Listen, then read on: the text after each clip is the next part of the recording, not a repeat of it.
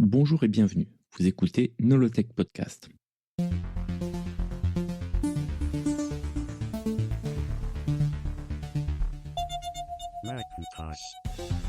Nolotech Podcast, épisode 1, Apple, avant Apple. Pour aborder les débuts de la société Apple, nous aurions pu commencer aux États-Unis, dans la petite ville de Cupertino, dans la Silicon Valley, comme pour pratiquement chaque start-up.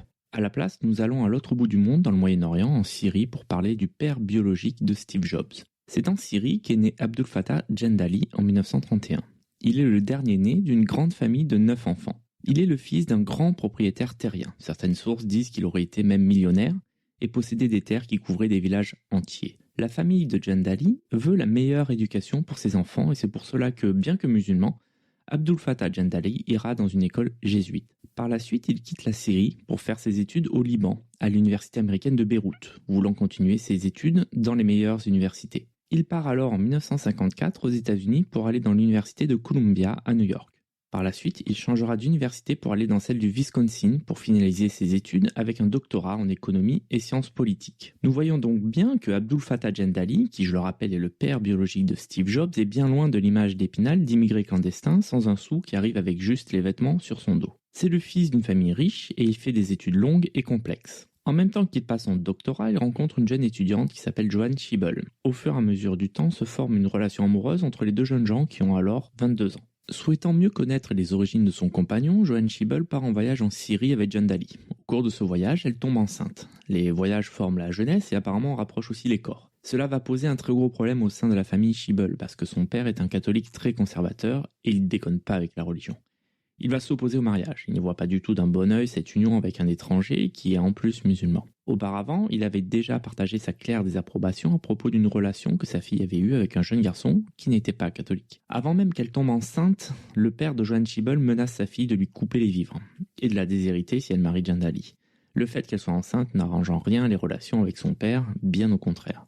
Il faut se remettre dans le contexte des années 50. À cette époque, l'avortement est illégal aux États-Unis. Il faudra attendre l'année 1973 pour qu'il soit légal et encore pas dans tous les États. Certaines femmes prennent quand même le risque de subir un avortement illégal dans des conditions d'hygiène déplorables. Malheureusement, elles ne sont pas rares à mourir lors de l'avortement ou d'infections par la suite. Non seulement l'avortement est interdit, mais l'accès à la contraception n'a rien à voir avec l'accès à la contraception que l'on a de nos jours.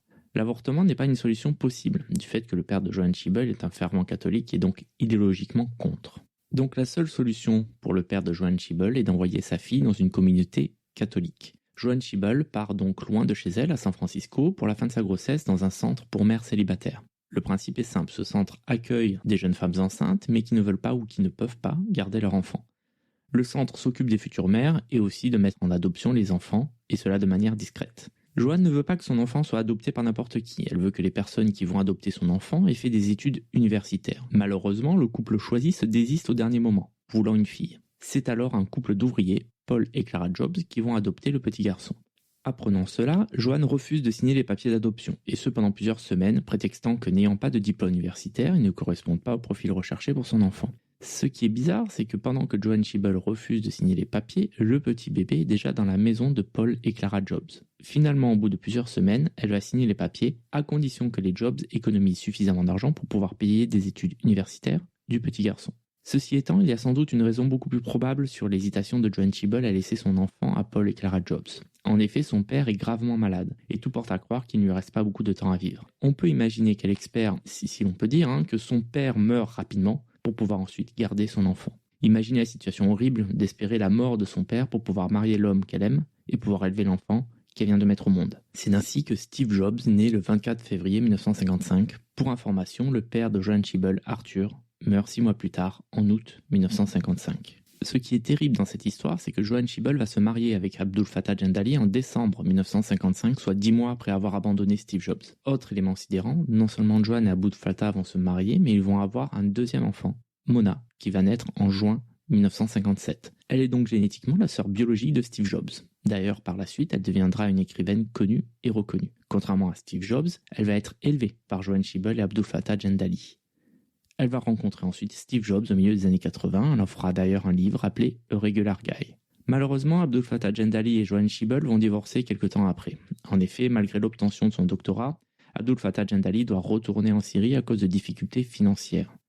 Ainsi, le couple divorce quelques années plus tard, sans doute à cause de l'éloignement. Ainsi, Steve Jobs est le fils biologique abandonné d'un père syrien musulman et d'une mère américaine catholique d'origine allemande. Très tôt, les parents adoptifs de Steve Jobs se rendent compte que leur enfant est hyperactif. Par exemple, il se lève tous les jours vers 4 heures du matin. Sympa. Et adore faire des bêtises. L'arrivée de sa sœur, 2 ans après sa naissance, elle aussi adoptée, ne calmera pas les choses. Steve Jobs donne du fil à retordre à ses parents, d'autant plus qu'il ne supporte pas l'autorité. Parmi ces bêtises, on peut noter la fois où il envoie un camarade à l'hôpital après lui avoir demandé de goûter du poison pour fourmis. Autre exemple, le petit Jobs est curieux et ne comprend pas pourquoi on lui interdit certaines choses comme insérer des objets métalliques dans les prises de courant. Il va faire l'expérience par lui-même et en recevra de belles brûlures.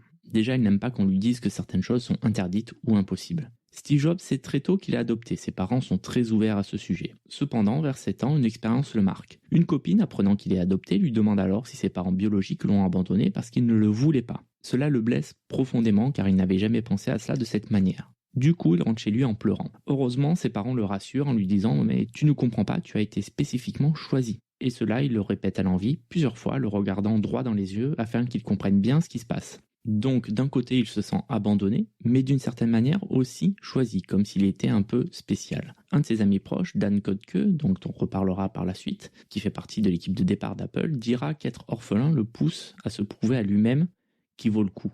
Dans son éducation, très jeune, il est marqué par son père Manuel, qui retape des voitures pour les revendre. Il est en admiration devant cette capacité à travailler de ses mains. C'est de son père qu'il retiendra le fait qu'un menuisier choisira le meilleur bois pour un meuble, même pour celui qui sera face au mur, même si personne ne s'en aperçoit. Car le menuisier, lui, le sait. Rapidement, il se rend compte qu'il est plus intelligent que ses parents. Il le sait, ses parents le savent aussi. Il aura donc tendance à les faire tourner en bourrique. Précoce, il s'ennuie tout le temps à l'école. Du coup, pour tromper l'ennui, il fait des bêtises, comme par exemple faire des mini-bombes, des sortes de gros pétards qu'il fait exploser dans le couloir de l'école. Un jour, il ramène même des serpents pour les libérer dans la classe. On savait se marrer à l'époque, quand même. Steve Jobs dira lui-même « Je m'ennuyais à mourir à l'école et du coup, je suis devenu une petite terreur ». Et en disant cela, on imagine bien son petit sourire en coin. Son comportement à l'école pose évidemment problème. Il sera exclu à de multiples reprises. Encore une fois, on voit qu'il a un problème avec l'autorité. La seule fois où il aura des bons résultats à l'école, c'est quand il tombera sur une enseignante qui comprend exactement comment il fonctionne. Pour le motiver, elle va tout simplement le soudoyer en lui donnant de l'argent s'il finit le livre d'exercice. Elle a trouvé la bonne solution. Le résultat est probant, il saute la 6e grâce à ses excellents résultats. Malheureusement, sa nouvelle école n'est pas conçue pour gérer les élèves précoces et rapidement Steve Jobs ne veut plus y aller. À l'école, tous ses camarades de classe sont plus vieux que lui et il devient un peu la tête de turc. Du coup, à 11 ans, il demande à changer d'école à ses parents. Ses parents, évidemment, refusent, alors il se braque et ne va plus du tout à l'école. Le bras de fer tourne à l'avantage du petit Steve, je rappelle, il a 11 ans, qui pousse ses parents à déménager. Il démontre donc une force de caractère déjà hors du commun, ou alors c'est juste un petit gamin très chiant à vivre, faut avoir. Il a de la chance, ses parents déménagent à Los Altos, qui est une petite ville qui est au beau milieu de la Silicon Valley.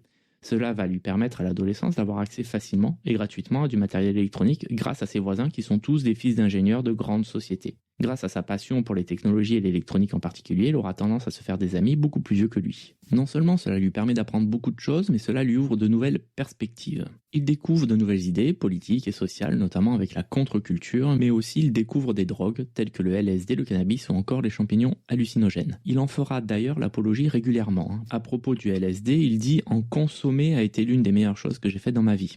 Dans le même esprit, il tacle son ennemi de toujours, je cite « Bill Gates aurait l'esprit beaucoup plus ouvert si, plus jeune, il avait essayé l'acide une fois ou s'il s'était rendu dans un ashram. » Je rappelle à toutes fins utiles que prendre de la drogue comporte des risques importants pour la santé, d'autant plus quand on ne connaît pas l'origine du produit. Mais ça, Steve Jobs, il s'en fout. De toute façon, en matière de santé, j'éviterai de prendre conseil auprès de Steve Jobs.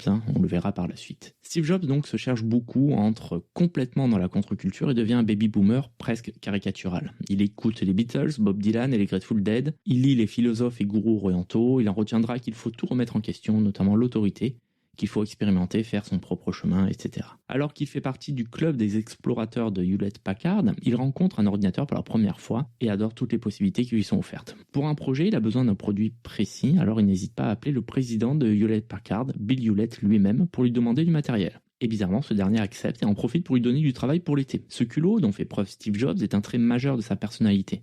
À de nombreuses reprises, il n'hésitera pas à oser constamment à la surprise générale la plupart du temps. En plus du travail d'été chez HP, il décroche un boulot de vendeur chez Altec, qui est un magasin qui vend des pièces électroniques invendables normalement. Ces pièces sont généralement rejetées pour des problèmes de qualité comme un défaut esthétique tel qu'une peinture mal appliquée. Steve Jobs est passionné et connaît les prix par cœur, ce qui lui servira bien par la suite pour négocier avec les différents fournisseurs au nom d'Apple. Il les gardera d'ailleurs en mémoire tous ses prix jusqu'à sa mort tellement cela l'a marqué. Bill Fernandez est une connaissance de Jobs qu'il croise régulièrement à la boutique. Fernandez travaille avec Steve Wozniak sur l'élaboration d'un ordinateur. C'est ainsi que les deux cofondateurs d'Apple, Steve Jobs et Steve Wozniak, se rencontrent. Parlons-en d'ailleurs de Steve Wozniak. Steve Wozniak est né d'un père d'origine polonaise et d'une mère d'origine allemande. Donc on a Steve Jobs qui a un père syrien et une mère d'origine allemande, et on a Steve Wozniak qui est né d'un père d'origine polonaise et d'une mère d'origine allemande. Nous sommes en plein melting pot américain chez Apple. Son père est ingénieur chez Lockheed, qui est une société spécialisée dans l'armement aux États-Unis. Pendant longtemps, Steve Wozniak, que ses amis appellent affectueusement Woz, n'a jamais su quel était le travail de son père. Mais après sa mort, il apprend qu'il travaillait sur un projet top secret, le système de navigation des missiles balistiques, notamment ceux envoyés depuis des sous-marins nucléaires. Le père de Steve Wozniak avait une caractéristique précise. Il ne mentait jamais, comme dit la légende pour George Washington. Woz va hériter lui aussi de ce trait de caractère. Il ne ment jamais, sauf pour une raison très précise. Il adore préparer des canulars. Et c'est uniquement pour les élaborer qu'il peut arriver qu'il mente. Woz est un enfant intelligent et très curieux. Il pose beaucoup de questions à son père et cela constamment. Cependant, alors que certains parents peuvent être fatigués à la longue par le harcèlement constant de leurs enfants, son père répond toujours aux questions. C'est un père formidable. Non seulement il répond avec patience, mais aussi avec précision, n'hésitant pas à aller jusqu'au niveau moléculaire puis atomique pour expliquer, par exemple, l'électricité et l'électronique. Si certains enfants auraient été un peu rebutés par le niveau de détail des réponses, ce n'est pas du tout le cas du petit Woz qui enregistre absolument toutes les informations que lui donne son père. C'est ainsi que très tôt, il emmagasine une quantité d'informations exceptionnelle pour son âge. Il utilisera ses connaissances aussi pour régulièrement faire des canulars, et parfois ça peut déraper. Par exemple, alors qu'il fabrique un métronome électronique, il se rend compte qu'il fait le même bruit qu'une bombe. Naturellement, comme l'aurait fait tout le monde, cela lui donne l'idée de fabriquer une fausse bombe, tout simplement, et de la laisser dans son casier à l'école. Le son de sa fausse bombe est un tic-tic qui s'accélère. La police est appelée et c'est la panique. Pour avoir causé une fausse alerte à la bombe dans son école, Woz est envoyé en centre de détention pour adolescents pour la nuit. Au lycée, il devient de plus en plus solitaire. Il n'est pas cool, il ne boit pas d'alcool et ne prend pas de drogue. Et cela, ce sera le cas même à l'âge adulte. Il se terre donc souvent seul dans sa chambre. Et pour passer le temps, il décrypte des schémas électroniques des produits qu'il possède et essaie de les améliorer. Il se rend compte qu'il peut perfectionner drastiquement le fonctionnement de la plupart des objets électroniques qu'il rencontre. Sa passion, c'est l'optimisation. Il adore prendre un schéma électronique et essayer de refaire la même chose mais avec beaucoup moins de puces. Au final, il arrive souvent à diviser le nombre de puces par 2. Il devient alors, selon lui, un des meilleurs experts en électronique au monde à l'âge seulement de 17 ans. Même si cette affirmation peut faire sourire et paraître optimiste, la suite démontrera qu'il n'était pas forcément un des meilleurs experts dans le domaine, mais qu'en tout cas, il se défendait pas mal quand même. À l'université, il passe trop de temps à faire des canulars. Par exemple, il fait imprimer à toutes les imprimantes du campus une page avec écrit en gros « Fuck Nixon », alors président des États-Unis. Il écrit aussi un programme pour calculer la suite de Fibonacci. Malheureusement, cela prend tout le temps de calcul de l'ordinateur central, empêchant tout le monde de travailler, étudiants et enseignants. Bref. L'université n'est pas faite pour lui. En la quittant, il trouve un travail chez une des plus grandes entreprises de l'informatique de l'époque, Hewlett-Packard, appelée aujourd'hui HP. Un de ses collègues se prend d'amitié pour lui et lui donne des puces électroniques régulièrement. Il commence alors à construire son propre ordinateur avec un ami à lui, Bill Fernandez. Lors du développement, Steve et Bill boivent sans cesse une boisson appelée Cream Soda. Afin de gagner un peu d'argent, ils font des allers-retours en vélo pour ramener les bouteilles de verre et encaisser ainsi la consigne. En hommage, ils décident de nommer leur ordinateur le Cream Soda Computer. Ce n'est pas une machine bien évoluée. On pourrait la comparer à une grosse calculatrice qui affiche les résultats des calculs en binaire à l'aide de diodes. Cependant, Fernandez et Woz sont très fiers de leur travail et ils peuvent l'être. Une fois l'ordinateur terminé, Fernandez invite un ami à lui, Steve Jobs, pour lui montrer le résultat de son travail. De plus, il trouve que Woz et Jobs pourraient bien s'entendre car ils ont deux passions communes, l'électronique et les canulars. Jobs dira par la suite « Woz est la première personne que j'ai rencontrée qui en savait plus que moi sur l'électronique ». Ici, Jobs surestime totalement sa propre expertise dans le domaine, mais passons. Il continue. Je l'ai tout de suite apprécié. J'étais un peu plus mûr que mon âge et il était un peu moins mûr que le sien. Donc ça s'est équilibré. Woz était brillant, mais émotionnellement, il avait mon âge. Le succès d'une entreprise ne tient donc pas à grand-chose. Il faut avoir la bonne idée au bon moment avec les bonnes personnes et bien les exploiter. Malheureusement, tous ceux qui ont réussi oublient un facteur déterminant quand ils racontent leur histoire. C'est la chance. Les chefs d'entreprise, dans les différents livres qu'ils écrivent par la suite, disent toujours la même chose. Ils avaient raison avant tout le monde, ils ont travaillé plus dur que tout le monde, ils ont fait plus de sacrifices que tout le monde, et généralement, ils sont aussi plus intelligents, tant qu'on y est. Mais c'est souvent la chance qui différencie les entreprises qui réussissent de celles qui échouent. Alors que certains préféreront appeler cela des opportunités, on parle ici de la même chose. Prenons l'exemple du Micral N qui est connu comme étant le premier PC au monde.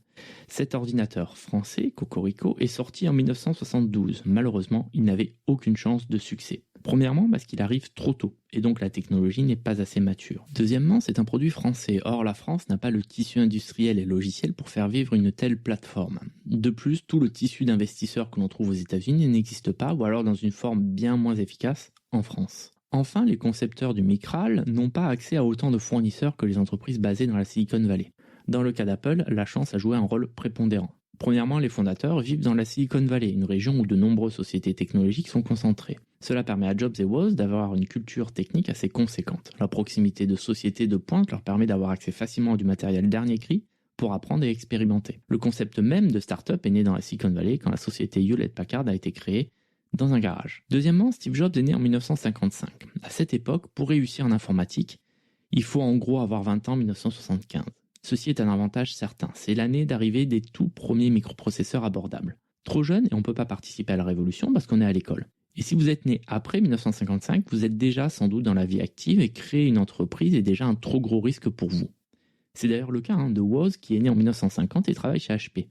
Il hésitera d'ailleurs, on le verra par la suite, longtemps avant de démissionner pour se consacrer à temps plein à Apple, alors que Jobs, lui, est un étudiant sans attache. On peut citer d'autres personnes qui sont nées en 1955 et qui ont participé à la révolution de l'informatique, comme par exemple Bill Gates, qui est le patron et fondateur de Microsoft, et puis ajoutons aussi pendant longtemps l'homme le plus riche du monde, Tim Berners-Lee, le créateur du web, Eric Schmidt, qui est un ancien de Sun et Novell et qui a été le premier patron de Google, James Gosling, le créateur du langage Java, ou encore Bill Joy, cofondateur de Sun et créateur du système BSD, qui lui n'est pas né en 1955, mais fin 1954. Bref, vous voyez le topo. Enfin, dernier coup de chance, Jobs et Woz se rencontrent par hasard grâce à un ami commun. Sans cela, Apple ne serait jamais né. Ils ont l'avantage d'être complémentaires. D'un côté, on a Woz, qui est un génie de l'électronique, et de l'autre Jobs, qui pour l'instant n'apporte pas grand-chose, si ce n'est son bagou et sa volonté hors norme. La première collaboration entre Woz et Jobs prend une forme inattendue. Alors que Woz lit un article sur les fréquences téléphoniques de service, il apprend qu'il est possible de faire un gadget qui permet d'utiliser ces fréquences et d'en abuser pour par exemple téléphoner gratuitement. Pour vous remettre dans le contexte, à l'époque, il y avait un abonnement téléphonique qu'il fallait payer, et en plus de cet abonnement, il fallait payer aussi chaque communication à la minute. Plus on téléphonait loin, en plus le prix à la minute était élevé. Une des personnes qui a réussi à fabriquer un tel gadget, appelé Blue Box, s'appelle John Draper. Peut-être que vous connaissez mieux sous son nom de hacker, Captain Crunch. Il a fabriqué un boîtier qui se branche sur le téléphone et à la ligne téléphonique, permettant ainsi de téléphoner gratuitement partout dans le monde en générant des fréquences service. Son nom de pirate, Captain Crunch, vient du nom des céréales dans lequel il aurait trouvé comme cadeau un sifflet qu'il modifiera afin de jouer la note de 2600 Hz qui permet les appels longue distance gratuitement. D'autres fréquences existent, toutes se retrouvent dans le même document qui s'appelle le Bell System Technical Journal. Apprenant cela, Woz et Jobs se ruent dans la bibliothèque municipale pour accéder au Bell System Technical Journal. Comme c'est dimanche, la bibliothèque est fermée. Qu'à cela ne tienne, cela ne les empêche pas d'y entrer en passant par une porte dérobée qu'ils savent toujours être constamment ouverte.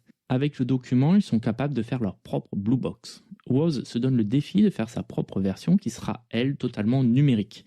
Une première à l'époque. Cela lui permet en théorie de faire une Blue Box plus petite, plus fiable et surtout moins chère. La Blue Box analogique coûtait plus de 1500 $ à fabriquer, alors que celle de Woz coûtera à peu près 40 $. Ce projet plaît aux Steve car cela englobe tout ce qu'ils aiment, l'électronique, le côté un petit peu subversif et anti-establishment. Une fois la Blue Box terminée, Woz est très content du résultat. Par la suite d'ailleurs, malgré tous les projets sur lesquels il a travaillé, Woz dira que la Blue Box est le projet dont il est le plus fier. Au départ, Woz veut juste partager les plans avec ses amis et ses connaissances. C'est Jobs qui a l'idée d'en produire afin de les vendre. En les vendant 150 $ pour un coût de revient de 40 $, ils arrivent à se faire un petit pactole. La clientèle est principalement des étudiants. En effet, la plupart des étudiants quittent leur logement familial pour déménager sur le campus de leur université qui peut se trouver à plusieurs centaines, voire milliers de kilomètres de leur ville d'origine. Le budget pour les appels téléphoniques est alors conséquent. Le mode de vente est simple, ils vont juste sur les campus universitaires et font une démonstration dans une des chambres. Un appel est devenu d'ailleurs légendaire quand Woz, toujours prêt à faire l'idiot, appelle le Vatican en se faisant passer pour Henry Kissinger. Il mettra rapidement fin à l'appel quand un des responsables du Vatican s'apprêtait à réveiller le pape en personne. Le succès s'arrête net, quand Jobs se fait braquer avec une arme à feu, simplement sur un parking alors qu'il s'apprêtait à faire une vente. Jobs et Woz se rendent alors compte que ils peuvent pas faire appel à la police, car ce qu'ils vendent est illégal. même si cela se base sur des informations librement accessibles. Steve Jobs dira plus tard lors d'une interview « Si nous n'avions pas construit la Blue Box, il n'y aurait pas eu Apple. Cette expérience lui permet de comprendre qu'avec un bon produit, on peut changer la vie des gens et gagner sa vie avec. » Au final, à peu près 200 Blue Box auront été fabriquées. Jobs est alors en terminale 1 et le succès de la Blue Box l'a presque poussé à arrêter l'école. Cependant, il se résigne à aller à l'université. Comme à son habitude, il va faire plier ses parents. Il veut aller à l'université de Reed, alors qu'elle est non seulement payante, mais aussi l'une des plus chères du pays. Or, ses parents n'ont pas les moyens.